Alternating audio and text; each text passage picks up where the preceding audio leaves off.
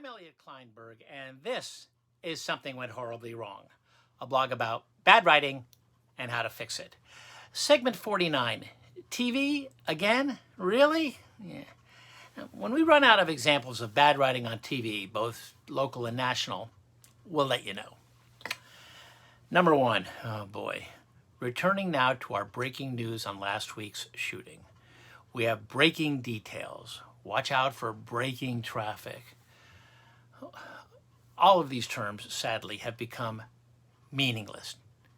And breaking news is hovering dangerously close to being a cliche if it hasn't gotten there already. Don't start with breaking details or breaking traffic. Those make no sense. They're what we call cliche creep. Think about it.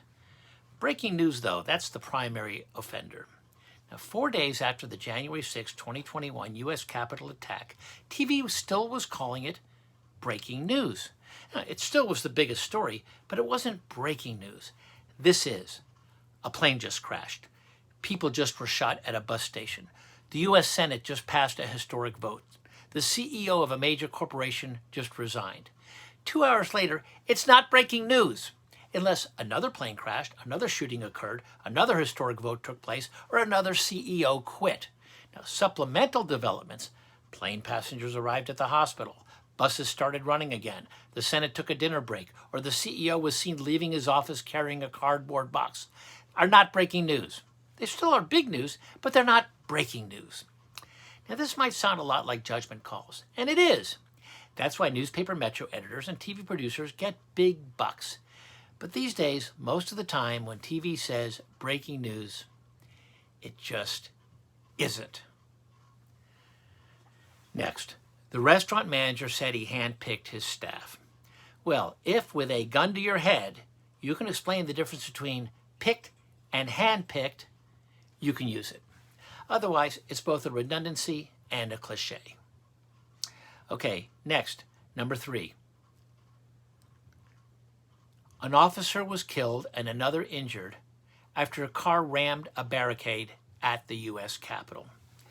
Well, sadly, what's correct is an officer was killed and another injured when a car rammed a barricade at the U.S. Capitol. They were not killed after.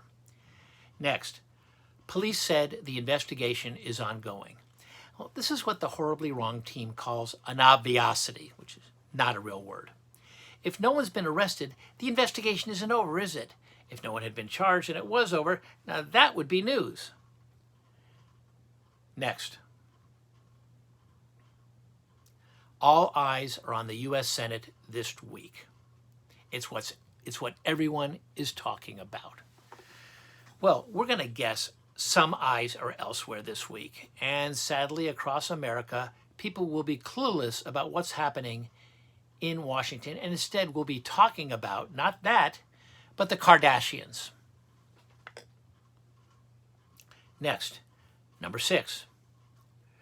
A K-9 officer was killed Thursday in a shootout, authorities said. Okay, it's a dog. It's a dog. It's not a K-9. It's a dog. Also, K-9, K-9 officer could mean the officer who handles the dog. So now you've confused your readers. Which is the K-9, the dog or the officer handling him? Next, I'm joined tonight by Julian Castro, former HUD secretary in the Obama administration. Well, this is kind of a redundancy. Castro isn't the former HUD secretary in the Obama administration. He was HUD secretary, right? So just say Castro, HUD secretary in the administration, in the Obama administration. Next, an Afghan refugee who then had to flee Ukraine now is reliving her nightmare all over again. Reliving all over again? Redundant. It's redundant. What is correct? Who had to flee Ukraine now is living her nightmare all over again, or is reliving her nightmare. Next, at a rally Thursday, the community, oh my gosh, there's a lot of cliches here. At a rally Thursday, the community came together to let their voices be heard, saying they no longer would tolerate gangs and were determined to take back the streets. Well, this is a grand slam of phrases that are both cliches and what the horribly wrong team will call falsisms, also not a real word. Let's go through them one at a time. Community came together. Well, even if came together wasn't a cliche, clearly a quick canvassing of whatever neighborhood this is would reveal most people were at home playing video games and cooking dinner, and only the small group of activists who called the TV station actually came together. Let their voices be heard. By whom? It's brutal.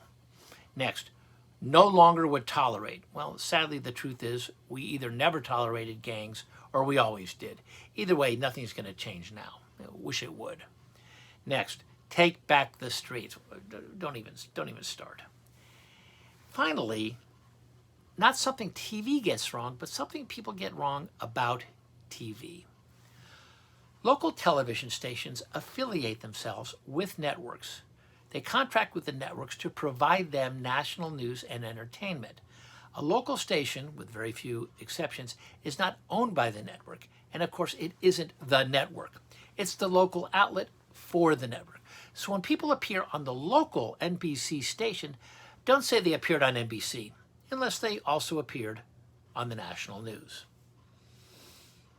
Next time, who the heck is Ishmael anyway? I'm Elliot Kleinberg. Visit www.ekfla.com. That's ekfla.com.